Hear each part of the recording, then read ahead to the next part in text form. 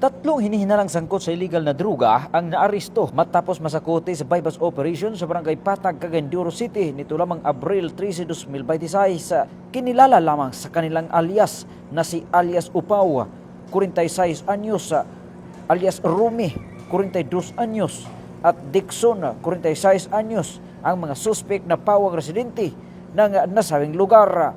Isinagawa ang operasyon ng mga operatiba ng Regional Police Drug Enforcement Unit 10, katuwang ang PDEA Region 10, Kukpo at iba pang unit.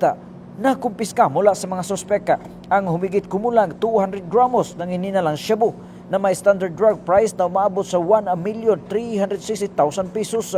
Kabilang sa mga nakumpiska ang 7 sachet ng hininalang shabu, isang pouch na bag, isang Queen Force, isang cellphone, at isang 1,000 piso bill na ginagamit bilang bypass money. Isa sa mga sospek ang nagtangkang manlaban at nagtamo ng sugat, kaya agad itong dinala kasama ang mga operatiba sa ospital para sa agarang lunas.